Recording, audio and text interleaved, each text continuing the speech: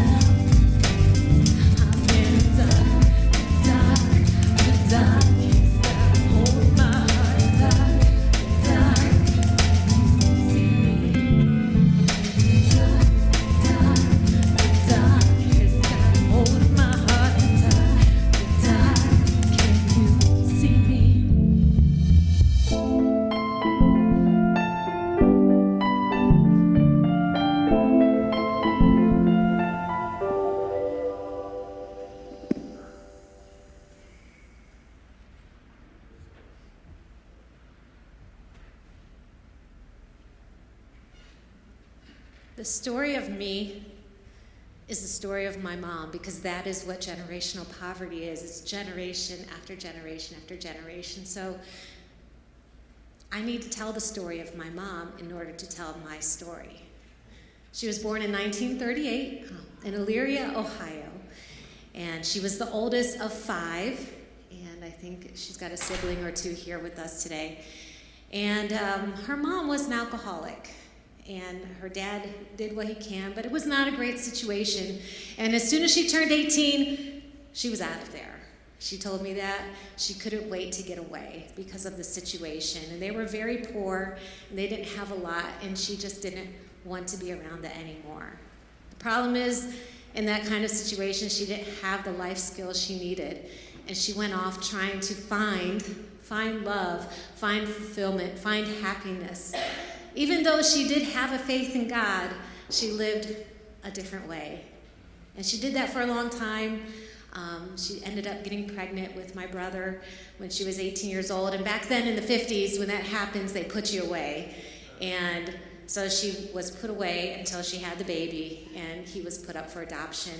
And then she continued on her path of how she was living, traveling around the country, really, from East Coast to West Coast. She was really living it up. She said she was a late bloomer hippie, is what she said. And she really enjoyed life. And she did that until she was 28. She met a guy who convinced her to take a motorcycle ride. She'd never been on a motorcycle before, and so she got on the motorcycle with him. And they had a terrible accident. And it was so bad that she was in a full body cast, and she was in a coma for a long time. She said she even slept through the assassination of Kennedy. When she woke up, the president was gone. The doctors told her she would never walk again. And she had surgery after surgery after surgery. And she did walk again, but she would never be the same. You can see in this picture soon after her accident and her recovery, you can see her legs. One is longer than the other. And she was just really wounded, really bad physically. So she continued kind of living the same way that she was. She did even try to go to Bible college at some point. I think she started understanding that maybe she was missing the most important thing in her life, which was God. And that because of the different injuries she had, the physical injuries, also her head injury was starting to show itself. She was not able to finish her Bible college degree. And then eventually she met my dad in 1977, and she was on the East Coast, New Jersey. And if you're not aware, during that time there was a lot of immigration at that time.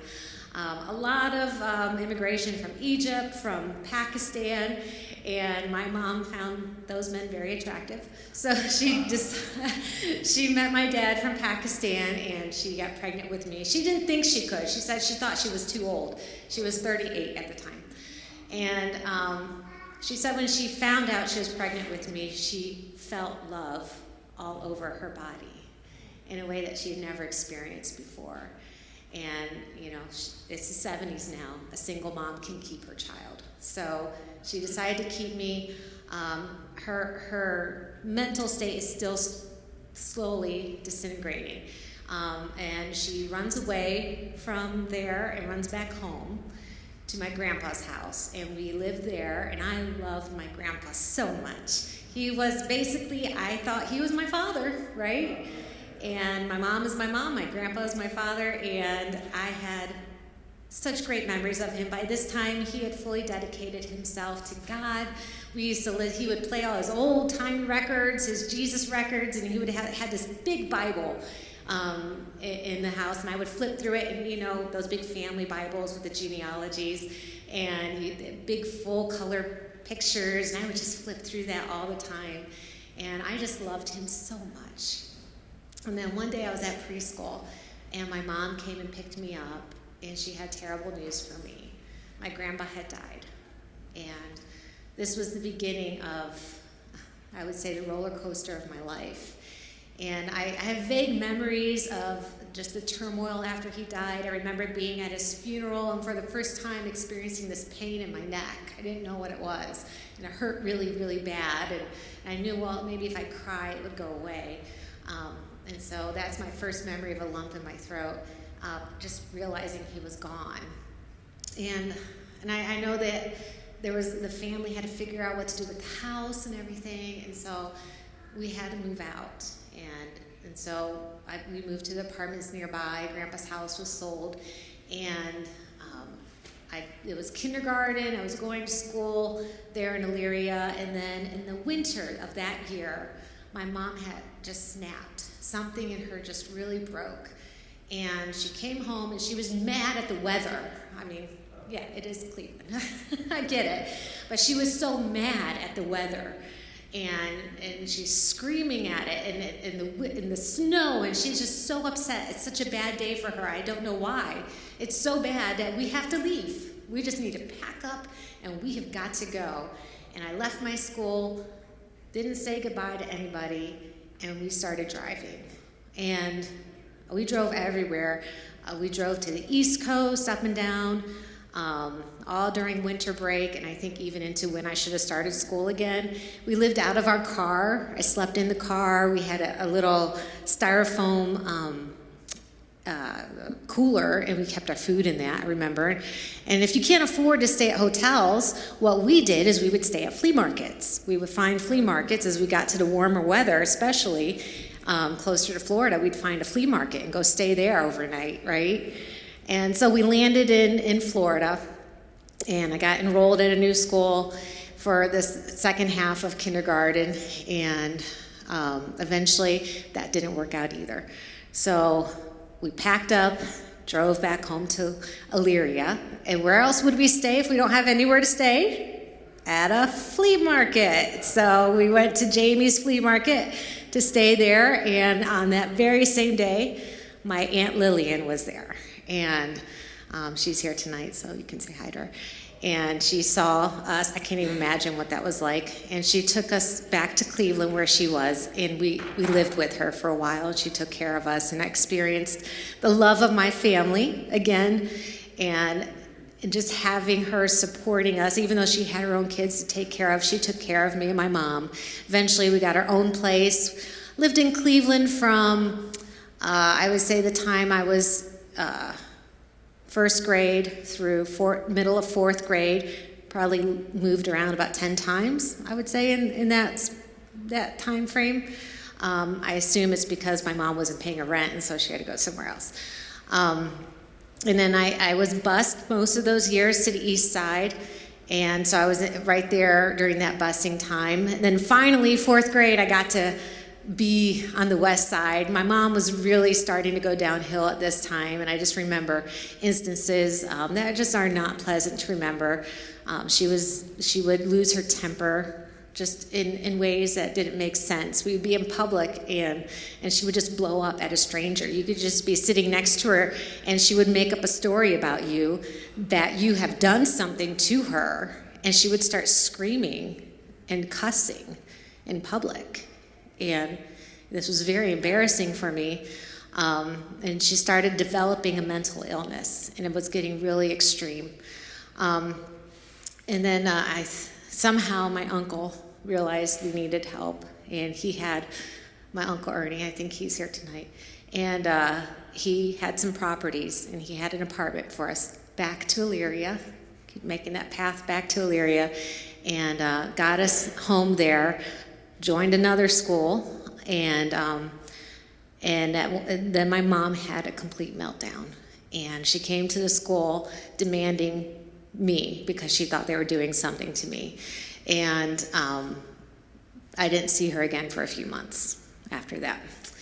And I don't know what happened. I imagine the police came, and they do this thing where they pink slip you, and so my guess is that she was put away involuntarily because of her emotional state and what things she was saying that were very, very dangerous. And during that time, I lived with my aunt and uncle, and I got to experience their love for me and getting me through this. And it was a great time because because I got to go to school in a car that didn't get a lot of attention. We always drove the worst car. Back then we called it the hoopty. Okay, that's my generation. I drove the hoopty. My mom always had a hoopty, and the kids were relentless about it. And I loved it. I could just drive up and nobody noticed me. It was great. I loved it. So I experienced the love of my family that way. Love is so important when we're talking about getting out of poverty, generational poverty, or getting out of generational trauma. Love is a crucial component to that. And then later on we'll be talking about God's love for me. And so this song is called Lost Without Your Love.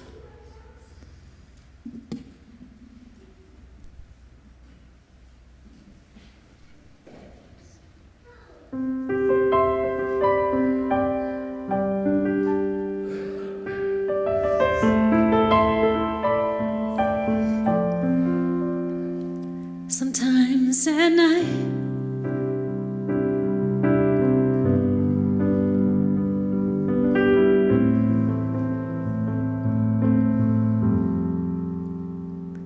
my all in all, my only peace, every breath that I breathe is a breath that you keep. And when I fall, Lord, I believe I'm safe in your hands, and on your promises I stand, 'cause I'd be lost without your love. I'd be all alone, wandering without hope, and every step I take would never be enough, 'cause I'd be lost without your love.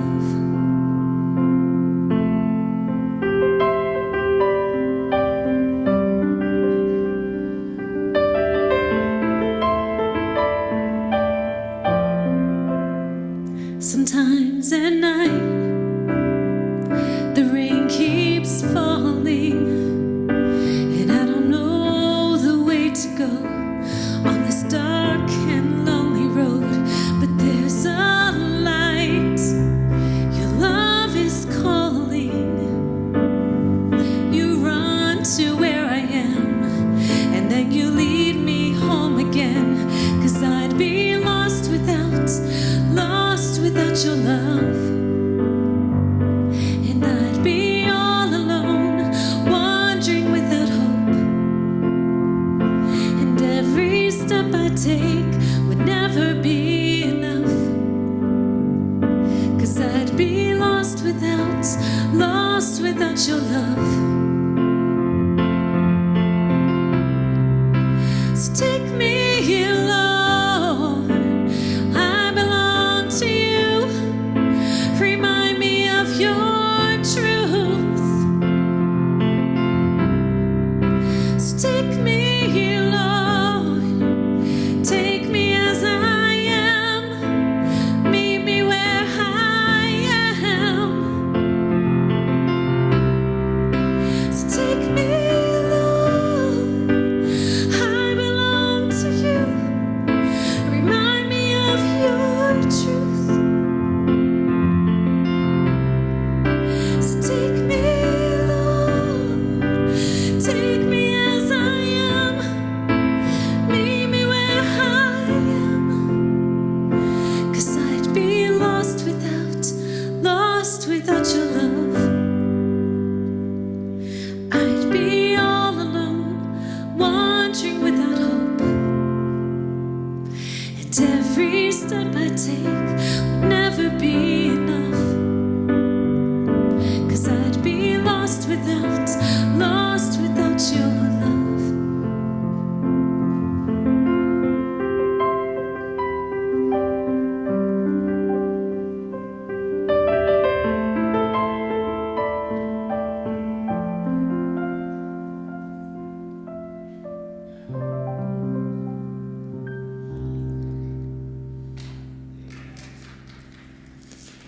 I think the hardest part about growing up in poverty is just the continual sense of shame that was always on me.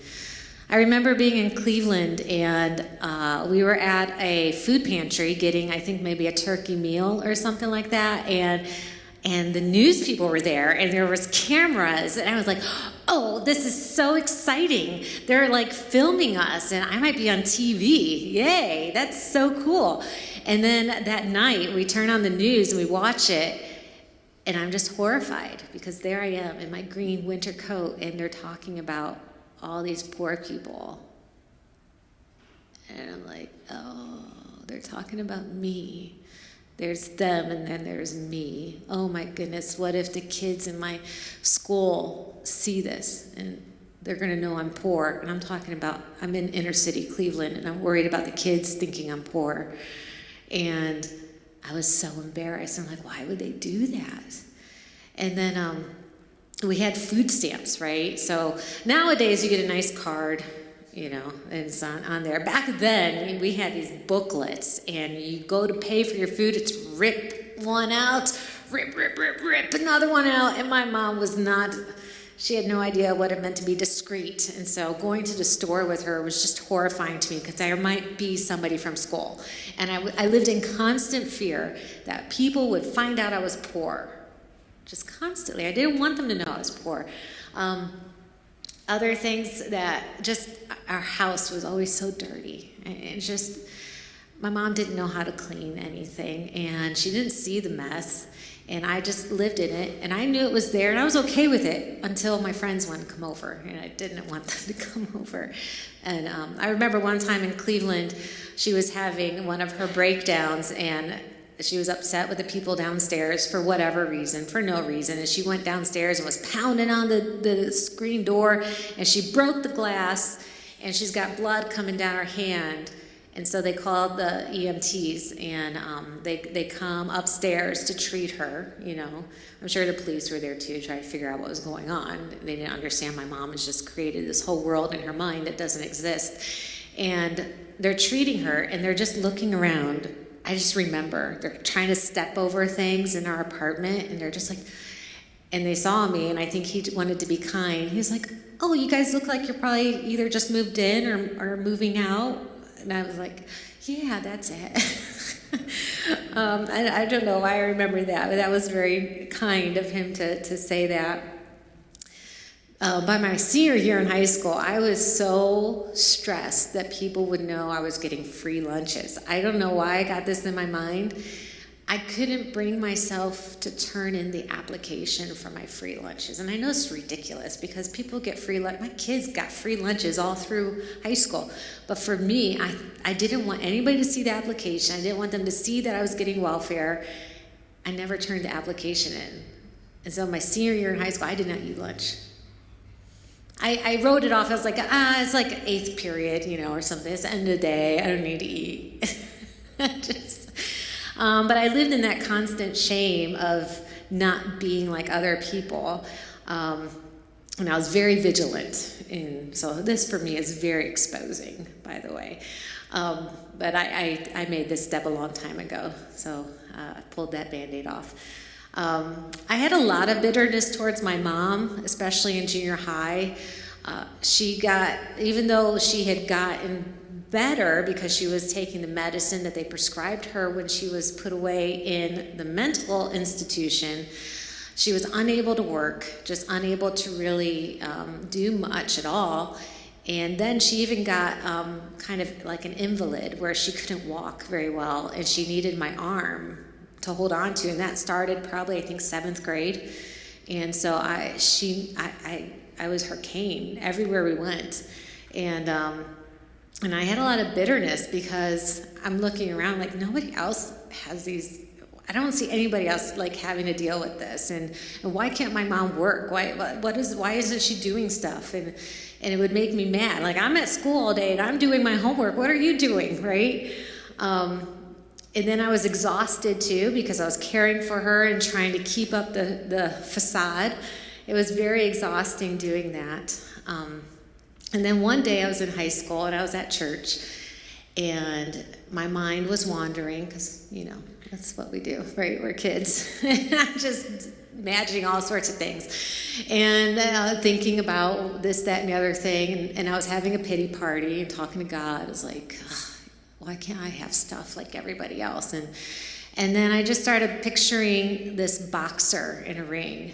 And he's just getting pummeled and pummeled and pummeled. I'm like, why would anybody want to be a boxer? Like, you literally put yourself into a ring so people can punch you. I mean, like, where is the logic in that?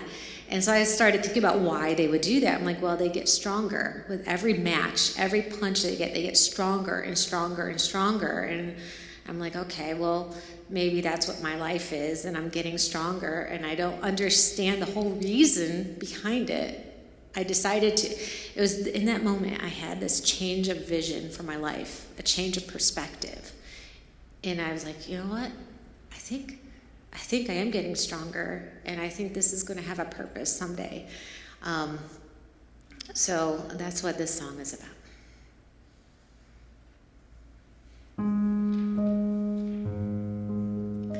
And I don't know if you've heard of Jars of Clay. It's a band, right? It's from when I was young. There's actually a verse in the Bible that talks about jars of clay, because in jars of clay, they're not really well made. And if they crack, and they tend to crack, if there's a light inside, it just shines through. Whatever's inside, you can see it. And I started thinking of myself as that jar of clay. And this is what it says in the Bible. For God said, "Let light shine out of darkness," has made his light shine in our hearts, to give us the light of the knowledge of God's glory displayed in the face of Christ. But we have this treasure in jars of clay to show that this all-surpassing power is from God and not from me. We are hard-pressed on every side, but not crushed, perplexed, but not in despair.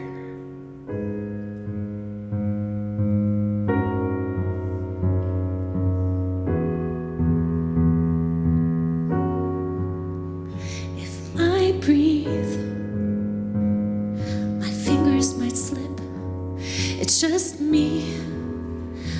I'm not fit for this, but you make me something stronger than what I seem. I'll hang on. It's the fight of my life. I'll be strong. I won't give up the fight, 'cause I long to know there's more to this life than what I can see. So I'm hanging on. I'm hanging on. I'm hanging on.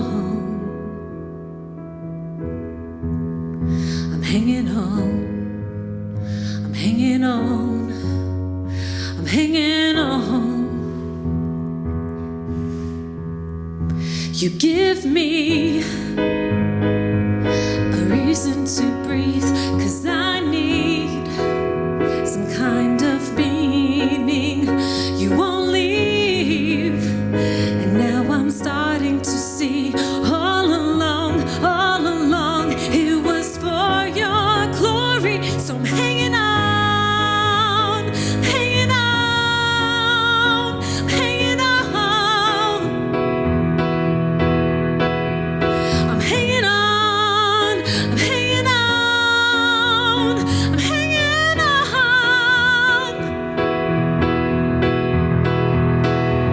There's no reason for me to be lonely or contentment to ever elude me. While every season I know there's a reason. So every day I wake, I'm gonna give you the glory.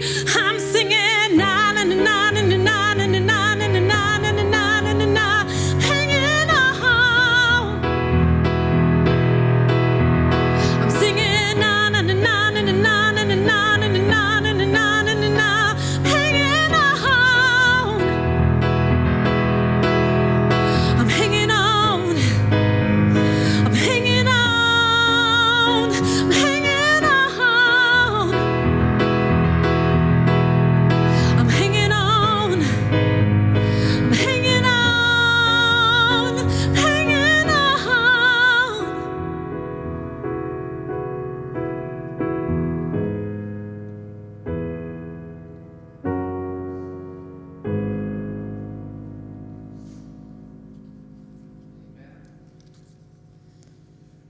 Thankfully, I didn't have to hang on alone. And one of the biggest lessons I've learned, I could have a pity party, or I could be have gratitude for what God has given me. And the generosity that was poured out to me from my family, I mean, I don't even know half of what they've done for me. The generosity of piano lessons. I know my piano teachers gave me free lessons here and there. I know they did. There's no way my mom could afford the going rate. And yet somehow I ended up with piano lessons. And the piano, you can see, this is called an upright grand piano. So you know how big a grand is. Imagine this upright. It was very, very old and very loud and obnoxious in the apartment building where I lived with very thin walls. And just as loud as I just played and sang right now, I did that. Yes, I did that. Nobody kicked us out. Well, my uncle was the landlord, so I'm sure he fielded many complaints. But so I learned, to have gratitude, especially for my church. This is like lots of people coming around. They say it takes a village to raise a child. Well, I needed like many villages. And my church came alongside of me, and they helped raise me. Somehow I went to church Sunday morning, Sunday night, Wednesday night in a Cadillac. Okay? Mr. and Mrs. Crawford, he loved his Cadillac. He picked us up 3 times a week. What is that? 52 weeks a year, like 150 times a year, 10 years? I don't even know. Who does that? One of the things I brought with me from Cleveland was lice. So they drove the little girl with lice and her crazy mom to church 3 times a week. What kind of person does that? It just blows your mind when you think about it. And then I had a Sunday school teacher, and I happened to be the only one my age during the time I was there. That probably was by design, by God's design. And my teacher, he showed up every Sunday to teach me. And I'm like, what? After I started thinking about it as an adult, I'm like, who does that? But if he hadn't done that, there was never anybody else my age. I would have never learned. And I found out at his funeral why he was like that. It was one of the biggest funerals I've been to. So I learned gratitude. In a church, I think when we embrace the poor, and we embrace those that are kind of castaways in society, we are truly showing what it means to be the church. James says, suppose a man comes into your meeting wearing a gold ring and fine clothes, and a poor man in filthy old clothes also comes in. If you show special attention to the man wearing fine clothes and say, here's a good seat for you, but say to the poor man, you stand over there, or sit on the floor by my feet, have you not discriminated among yourselves and become judges with evil thoughts? Listen, my dear brothers and sisters, has not God chosen those who are poor in the eyes of the world to be rich in faith and to inherit the kingdom He promised those who love Him? And that's exactly what my church did. They lived by that, and they showed it by their actions, and they weren't ashamed to call me one of their own and to put me on display, to put me in the prominent place to be seen. And then the biggest thing that I'm grateful for is God being my father. I didn't have a father growing up. God was my father every step of the way. My mom, she didn't have it together at all, but she remembered one thing from her childhood. A neighbor had led her to Christ, and she made sure I knew who Jesus was. From the moment I was born, she was telling me, believe in Jesus. Get to know Him. He's your Savior. And I did that for long as I can remember. I've known God, and I would pray to Him, and I knew He was with me. I had that faith. And in the uncertainty of poverty, when it really started getting bad in my life, it was that uncertainty and that pain inside that kept driving me back to His arms.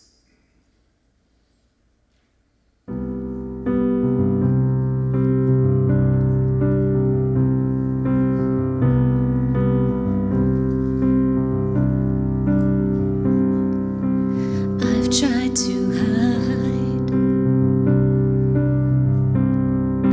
the pain deep inside.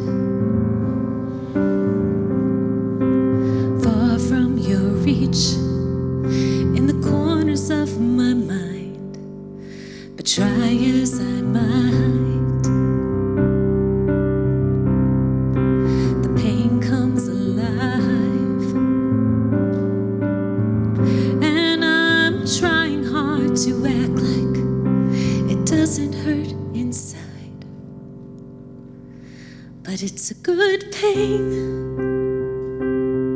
that keeps me from running away from the only one I need. Oh, my broken heart will lead the way to a greater joy no one can take. It's a good pain.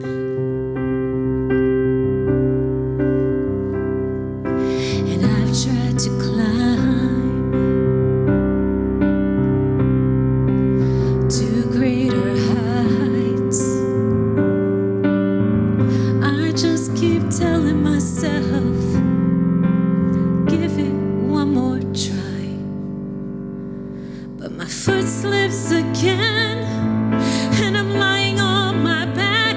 I am beaten to the ground, trying hard to stand, broken from within. The shattered dreams are back, and my tears are flowing down. Please don't wipe away the tears, 'cause they're washing, they're washing. Don't take the pain from all those years. They're washing, they're washing. Please don't wipe away the tears, 'cause they're washing, they're washing. Don't take the pain from all those years, 'cause it's a good pain. Yeah, yeah. It's a good pain. Yeah, yeah. It's a good pain.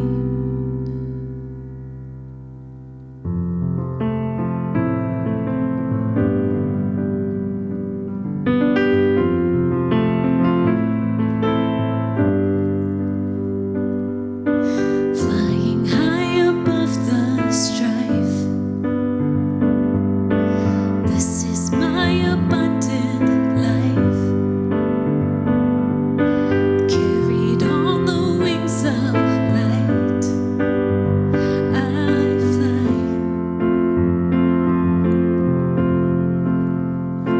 It's all of you, and none of me. I'll testify, testify of victory. And I won't lie, 'cause I believe it's all of you, and none of me. Look at all these broken chains. They're falling like they were nothing. They're fractured by abundant grace. The price you paid. Oh, the price you paid. All of you, and none of me. I'll testify, testify of victory. And I won't lie, 'cause I believe it's all of you, and none of me.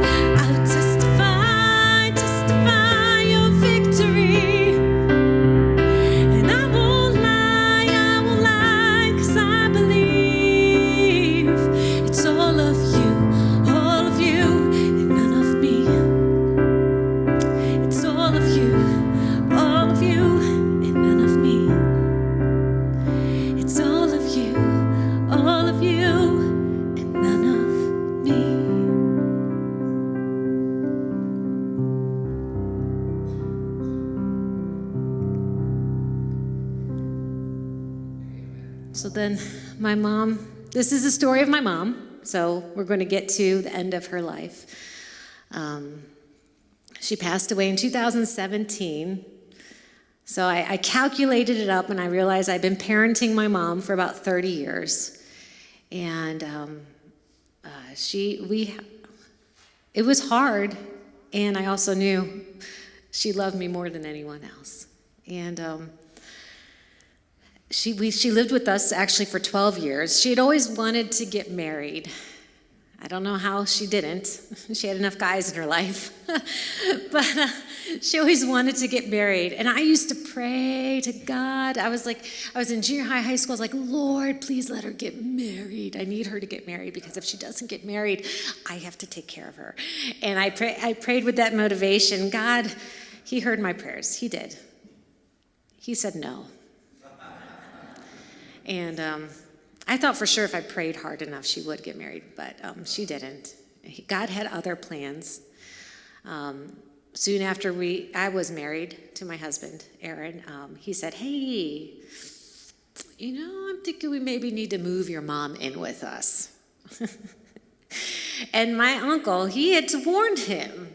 When he asked my uncle for my hand in marriage, my uncle warned him and says, well, you're not just marrying her, You're marrying her mom. And he married me anyway, and he invited my mom in to live with us.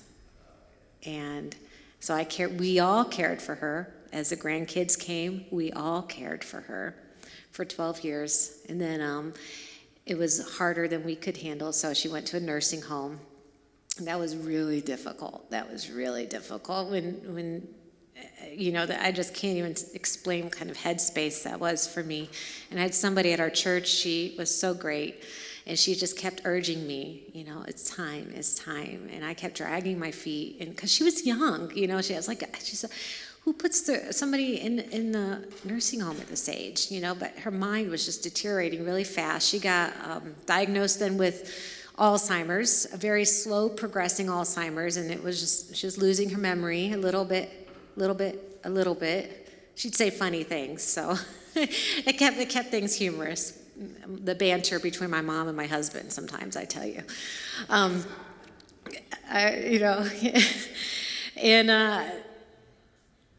During this time in the nursing home, it did get easier, because then I could just enjoy my time with her, and other people were taking care of her. And we had the first nursing home was down in the Dayton area, and they had a big piano in the middle of this huge atrium, and it just reverberated. And I would go and play music, and they would wheel everybody out, and we would sing these songs. Some of them, like that one, "Lost Without Your Love." I'd play that one a lot there. And Jessica would come and sing with me, and Eli, they'd all come and sing. So then we moved up here, and so we carted her up here, and she lived in Altenheim, and eventually succumbed to Alzheimer's. And she never had what she wanted in life. She was quite miserable, I would say, and very bitter, especially about the accident. She would sometimes just, that trucker, she would clench her fists, and she's so angry, so much bitterness inside of her at times. And sometimes she would just say, I want to go home. I just want to go home. And she would say it over and over again. And I just remembered that. And then in 2017, she passed away. This is with me maybe a day or so before she passed. In the video? Look. You see us? You want to say hi?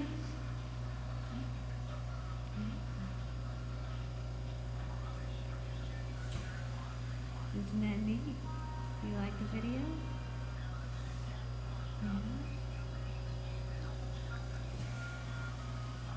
I love you.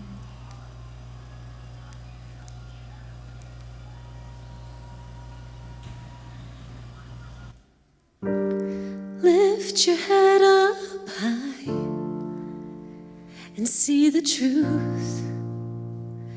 You are precious and you're beautiful too. But don't believe the lies, the words inside. It's time to let 'em go. Just free your soul and fly. You are a butterfly. You've got new wings, so fly. Just let it go and soar. Break down that prison door. There are no limits anymore. Let it go, let it go. I'll linger by your side and kiss your face, wishing your life had not been filled with so much pain. But leave the past behind. Don't be afraid, 'cause it's a brand new day. Let's celebrate your life. You are a butterfly. You've got new wings, so fly. Just let it go and soar. Break down that prison door. There are no limits anymore. Just let it go and fly. You are a butterfly. You've got new wings, so fly. Just let it go and soar. Break down that prison door. There are no limits anymore. Just let it go and fly, fly home. Fly home, fly home, fly home. Just fly, fly home. Fly home, fly home, fly home.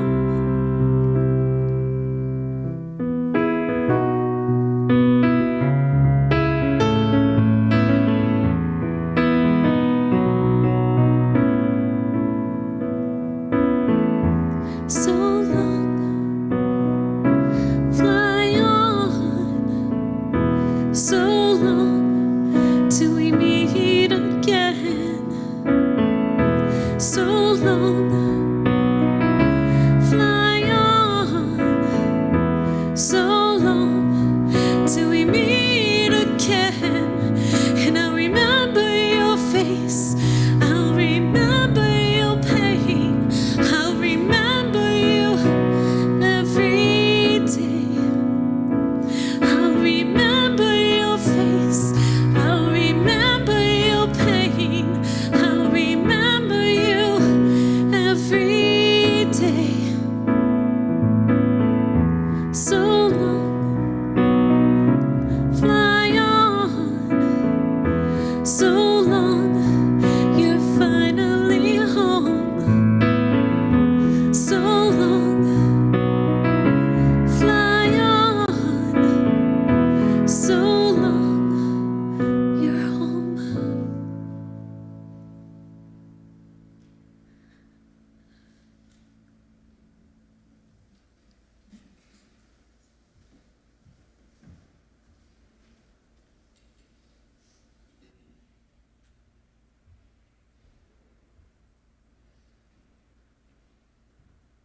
Let there be light.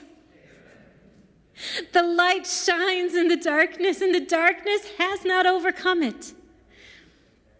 The people who walked in darkness have seen a great light. Those in the land of deep darkness, on them a light has shone. And he has delivered us from the domain of darkness and transferred us to his kingdom, the kingdom of his beloved Son. Jesus is the light of the world, and whoever follows him will not walk in darkness, but will have the light of light. And he calls you out of darkness into his marvelous light. Then shall your light break forth like the dawn, and your healing will soon come.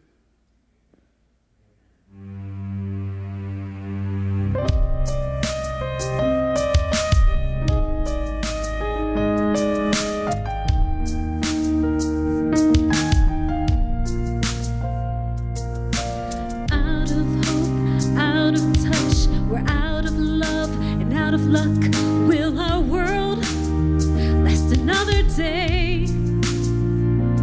Break these chains of captivity and break our hearts for eternity. Blaze through the sky with your fire once again and break through the night, break through the night.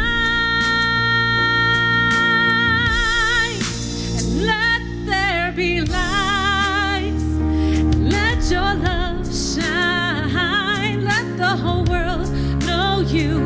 Let there be lights, and let there be lights, let your love shine, let the whole world know you.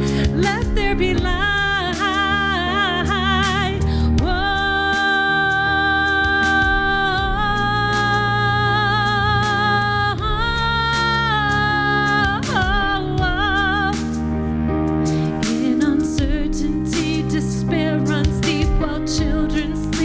Dirty streets, will our world last another day?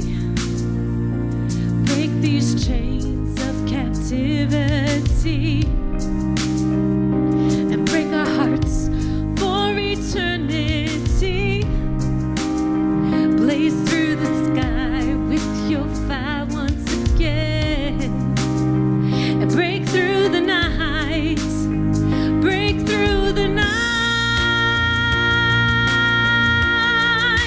Let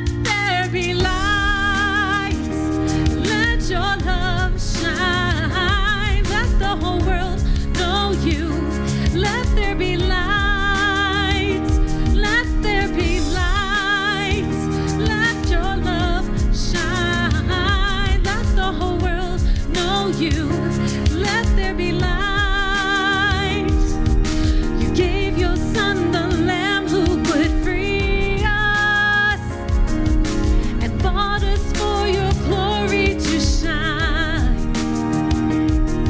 and forever will belong to you, Jesus.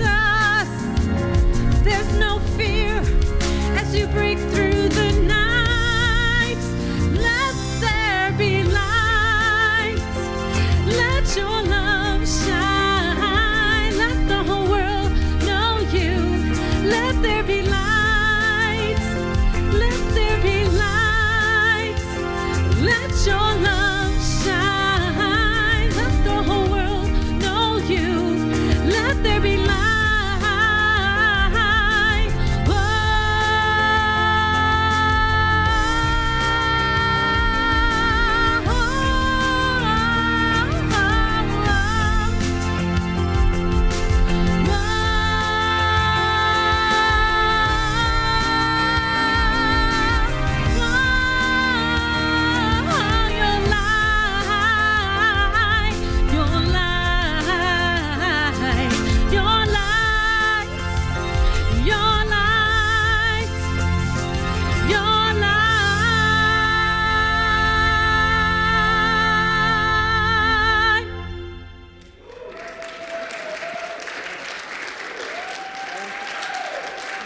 Yes, you're allowed to clap now. Thank you.